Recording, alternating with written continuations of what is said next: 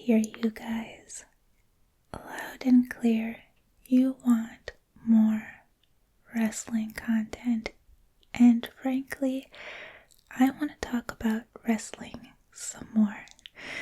So today, I'm taking Qui-Gon and Jen's suggestion from before the hiatus and doing a deep dive on the Bash at the Beach controversy from July 2000. So get cozy because we are jumping right in. Now, Bash at the Beach came out of the WCW promotion, a world championship wrestling, and you guys know I'm still a newbie when it comes to wrestling, to pro wrestling. So for other newbies who may have joined us, World Championship Wrestling was a major American pro wrestling promotion owned by Ted Turner, and from the mid-90s to 2001 it was WWF's, later to become WWE's, top rival, and for a while it was the biggest wrestling company in the world. Their Monday Nitro, their Monday night show, actually beat WWF's Raw in the ratings for 83 weeks straight, thanks in part to the New World Order storyline, which was Hulk Hogan's heel turn with Scott Hall and Kevin Nash. And Hulk Hogan, I think, is a name that transcends, goes beyond the world of pro wrestling. But by late 1998, the tide was turning on WCW. It was starting to die off for many reasons. For one, by that point, Nitro had become 3 hours long weekly, which was creating a weird mix of overexposure, oversaturation, and also high costs. Then they added Thunder, which was another 2 hours most weeks, and storylines started to get really diluted. Like, they needed filler. So much so that in the year 2000, their World Heavyweight Championship changed hands 25 times, plus 6 vacancies in 52 weeks. So there were no stakes anymore. Even my beloved David Arquette, Dewey, held the championship for 12 days. There was also the finger poke of doom incident, but I'll save those details for another video. So, in early 2000, April 10th, 2000, WCW brings in these two guys to try to modernize and really save the promotion. They were Vince Russo and Eric Bischoff, and both had actually already worked at WCW. Russo was also former WWF head writer, and Bischoff was actually the executive who signed Hogan and created Nitro. And under them, all the titles were vacated, and they put a youth versus vets story front and center. New Blood versus Millionaires Club. And Russo on screen was kind of leading New Blood. And I think Millionaires Club, well, I know it included Hulk Hogan, but I also think it included Ric Flair, for another recognizable name. Now, fast forward to July. We're going into Bash at the Beach with Jeff Jarrett as the reigning world heavyweight champion. And he's scheduled to defend against Hulk Hogan. So Jeff Jarrett, New Blood, Hulk Hogan, Millionaires Club.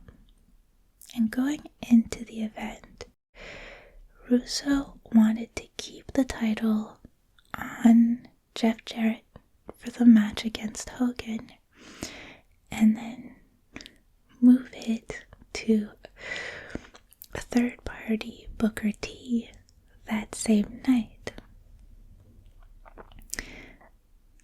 The thing is that Hogan's contract explicitly gave him approval over the outcome of any match that he worked, and he didn't want to lose to Jarrett. But for Russo, what was important, seemingly pre-Bash at the Beach, was to have Booker as champion by the end of the night. So let's find a compromise somewhere in there. Hogan doesn't want to lose to Jarrett. Russo wants Booker to end the night as the champion. And before the show, the compromise in the room was a worked shoot. So a scripted moment that is presented as unscripted and therefore appears as though it was a real life sort of conflict, a behind the scenes conflict, but it's in fact still part of the show. I genuinely love how layered pro wrestling is. So the plan that we worked out before the event was that Jarrett would lie down so Hogan could win by default. Hogan would leave angry about the situation with the belt, and the story would continue. That much has been proven in a court of law, and I'll get to that part. But we know for a fact that that was pre-discussed before the match ever happened. So, Bash at the Beach is underway. The 9th match of the night is Hogan versus Jarrett. And when the bell rings, Jeff Jarrett takes a couple steps and then lays on his back in the center of the ring. Vince Russo, like I said, he on camera was leading New Blood. He's ringside. He sort of tosses the belt into the ring. Hogan grabs the mic, looks at Russo, and says, "Is this your idea, Russo? That's why this company is in the damn shape it's in, because of bullshit like this." In the end, after about a minute of the match, Hogan finally puts a foot on Jarrett's chest for the 3 count, and he's announced as champion. So the whole thing plays like a botched screw job rather than a real match. Speaking of screw job, let me just slip a plug right in here. If you're new to the channel and you're enjoying this video, I've linked my video on the Montreal screw job in the description box. You can go there next. Back to the story. The night wasn't over. Remember, the Hogan and Jarrett match wasn't I don't want to say the headliner, but it wasn't the main event as scripted. After Hogan left, Vince Russo came back out and he cut a promo as himself, saying that Hogan was a goddamn politician who doesn't give a shit about this company, that Hogan always wants to play his creative control card, which is the contractual clause that we talked about. And then Russo promised fans that they would never see that piece of shit again. And he capped it with, "Hogan, you big, bald son of a bitch, kiss my ass." But that wasn't all. In the same promo, Russo immediately rebooks the title match, Jeff Jarrett versus Booker T, for later that same night. Sure enough, Jarrett versus Booker T closes the show, and Booker T wins his first WCW World Heavyweight Championship. And as a side note, that show, that win really sort of like propulsed, I think is a word, Booker T in his career, and it really kicked off a good reign for him. Now, it could be easy to argue that this is wrestling. Maybe the whole thing was a work. If it wasn't for that pesky lawsuit that I mentioned earlier. See, Hogan filed a lawsuit in August 2000. He sued WCW and Time Warner and Vince Russo in Georgia, where the business operated. He alleged defamation, false light, and breach of contract tied to the creative control clause.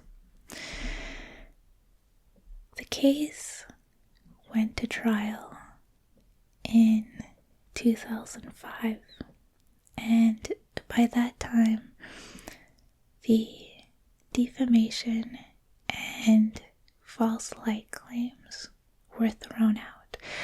Georgia's Court of Appeals ruled that Russo's remarks were made in a storyline or character context and did not legally defame Hulk Hogan. As a matter of fact, Hulk Hogan is not a real person. He's a character. But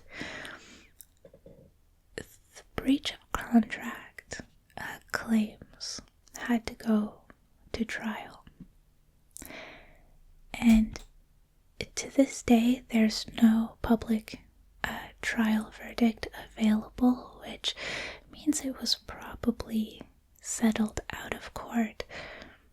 But the judges noted that a jury could find that the post-match rebooking was effectively breaching the creative control clause of Hogan's contract. They said control over the outcome is worthless if half an hour later the outcome is totally changed. Fair enough. I like how real they keep it. But by that point, the damage had been done. Hogan never appeared for WCW again, and this whole incident became a perfect example of late era WCW volatility. And in March 2001, the new head of Turner, Jamie Kellner, who replaced Ted Turner, he canceled all WCW programming. The final Nitro was on March 26th, 2001, and WWF bought WCW days later. Not WCW as a whole, but some of its assets. And that is our deep dive into the Bash at the Beach pro wrestling scandal. Guys, down in the comments, let me know what I've missed in the world of pro wrestling during my hiatus, because really I need to catch up before